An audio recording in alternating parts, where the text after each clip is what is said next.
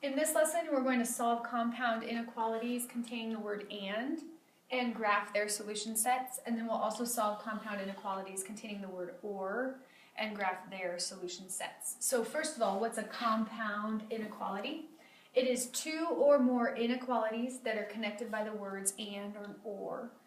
An intersection is the graph of a compound inequality containing and the solution is the set of elements common to both inequalities.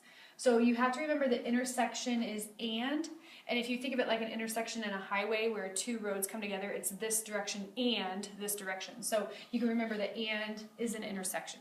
So here's what they'll look like. You're going to be given an inequality that looks something like this, and you're going to see something in the middle. And the way that you balance this equation is the same. You look for any addition or subtraction first, and here I see I'm subtracting 3 from x. So we are actually going to add 3 to all 3 sides. So I have negative 2 plus 3, which is a positive 1, is less than or equal to x, which is less than 7. And then we do our set notation, just like you've been doing all along. And the nice thing about this intersection is the graph is going to be including the 1, but not the 7. So here's a 1, here's a 7. It's going to be including the 1, and it's going to be everything greater, because see the alligator's eating the x, greater than 1, all the way to the 7, but not including the 7. So it'll look like this. And all intersection graphs are line segments, every single one. It'll always be a line segment between two numbers. Okay, let's try another one. You look for any addition or subtraction first. I see adding 7, so I'm going to subtract 7, literally from all 3 sides. 6 minus 7 is negative 1, is less than or equal to r, which is less than 10 minus 7, which is 3. I put my set notation in there. It's a line segment again, because it's an intersection. And so this is negative 1, this is 3. If you look at our graph, it's going to be including the negative 1, so solid here. It's not going to be including the 3, and it is everything in between, because it's greater than negative 1, less than 3. All intersections are those line segments. So try the example of intersection in your notes. A union is the graph of a compound inequality containing the word or. The solution is either, it's not necessarily both. It could be both, but most often it's just one direction. And so you're going to see graphs of a union's going to be a ray or 2 rays. And I'll show you some examples of what those look like. The human ear can hear only sounds between the frequencies 20 hertz and 20,000 hertz. So we want to write and graph a compound inequality that describes the frequency of sounds humans cannot hear.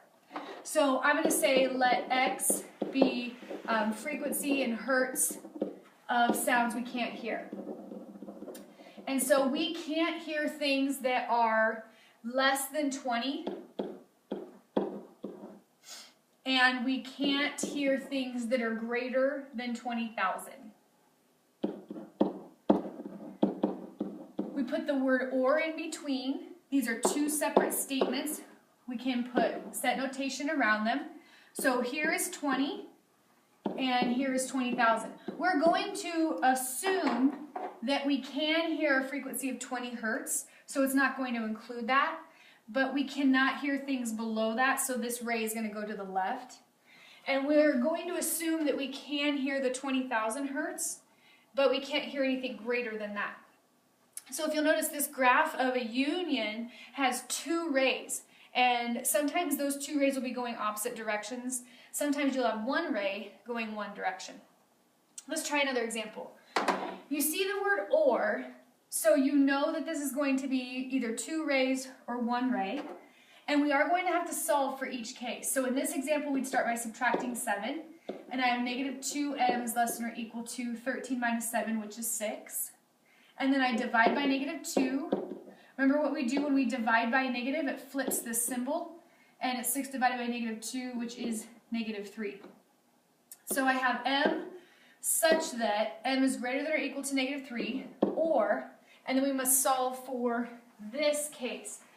Subtract 12 first, and I have 5m is greater than 37 minus 12, which is 25. Divide by 5, and m is greater than 5. So here are our 2 situations. Now, in this case, m is going to be greater than or equal to negative 3, or m is going to be greater than 5. So watch what happens here. Here's our negative 3. Here's our 5. I'm going to go ahead and include this negative 3 because it's greater than or equal to, and it's going to be everything greater than. Did you see how 5 was taken care of? 5 is greater than negative 3, so it's included. And this m that's greater than 5, I don't even have to graph it. It's already included in that solution set. So what I might do is just change my solution set to just include this negative 3 because it's taken care of in this. Now, if you have this on your paper, I will not count it wrong. But this is more true, where it's just one ray, so I have one solution set to it. And we'll practice another one like this when we get together again. Let's do one more example. 2 different cases. So here I start with plus 1, so I subtract 1. A is less than 3. Or add 1. A is greater than or equal to 4.